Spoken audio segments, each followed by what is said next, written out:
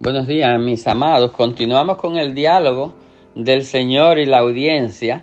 Y hoy el versículo 63 del capítulo 6 del Evangelio de Juan dice: el Espíritu es el que da vida, la carne para nada aprovecha.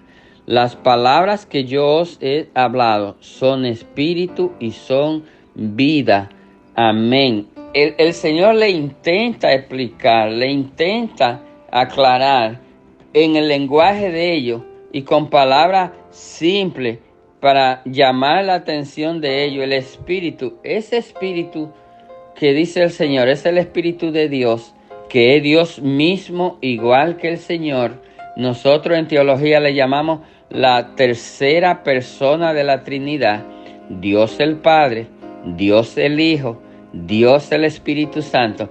Entonces el Espíritu Santo es una promesa hecha por el Señor para darnos el Espíritu Santo a nosotros, para que nosotros viviéramos el tiempo que resta entre la partida del Señor y su regreso. Nosotros los que somos creyentes, los que hemos creído, y ustedes los que no han creído y van a creer, porque esa es siempre mi oración, que los que no han creído crean. Entonces usted también recibirá el Espíritu Santo. Y el Espíritu Santo entonces le ayudará a entender, porque déjeme decir esto.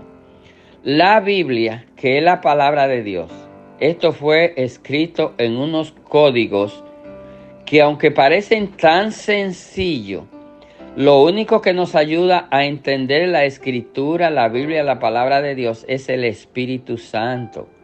Entonces ahora usted entenderá por qué hay tanta confusión en la Biblia, por qué la gente tiene tantos problemas con la Biblia, porque la gente quiere leer la Biblia como un libro más, y la Biblia no es un libro más. La Biblia es el único libro que su autor vive y vivirá por los siglos de los siglos. Y cada vez que nosotros abrimos la Biblia, es el autor que está hablando con nosotros, porque esta es su palabra y dice que la palabra de Dios permanecerá para siempre. Mire, y dice que la vida, la carne, que es la representación, ¿verdad?, del cuerpo, este cuerpo, dice, para nada aprovecha. ¿Usted sabe por qué? Porque nosotros fuimos formados del polvo y ahí mismo volveremos. ¿Y quién no ha visto? ¿Y a quién no se le ha muerto un pariente, un familiar? Y usted ve lo que se hacen, los rituales, y se hace una sepultura y se lleva, y hasta ahí.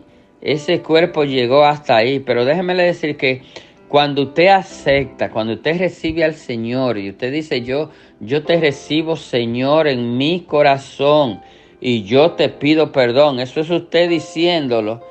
Y usted recibe ese perdón del Señor, porque el Señor, la única oración, yo creo, en toda la Biblia que el Señor contesta con rapidez es la oración de arrepentimiento. Es decir, ese clamor de arrepentimiento, inmediatamente usted lo pide, el Señor lo otorga. Mire qué misterio.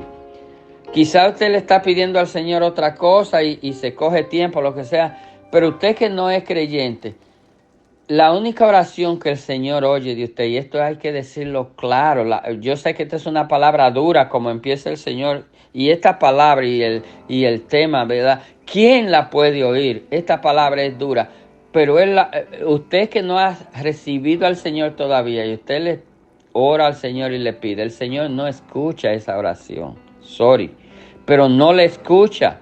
Es dura, pero no la escucha, porque es el Espíritu, es el que da vida. La carne para nada aprovecha. Las palabras que yo os he hablado son espíritu y son vida. La palabra del Señor te dice en este día que para que Dios te escuche, tú tienes que venir en arrepentimiento y en perdón de tus pecados.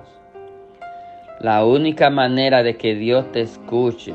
Luego de esto viene el Espíritu Santo, que es enviado por Dios, que es el mismo Dios, viene a morar en ti. Entonces ahora sí vamos a comenzar a leer la Biblia y a estudiarla. Y vamos a comenzar a entender estas claves de la Biblia, porque el Espíritu Santo nos trae la luz, que es el entendimiento, para que nosotros podamos entender y la gente no nos engañe. Esta es la manera. Tú no quieres ser engañado. Entrega tu vida al Señor. Recibirá el Espíritu Santo. Recibirá una palabra, una Biblia, y empezará a estudiarla. Y te prometo que te vamos a ayudar a entender la Biblia. Dios te bendiga en este día.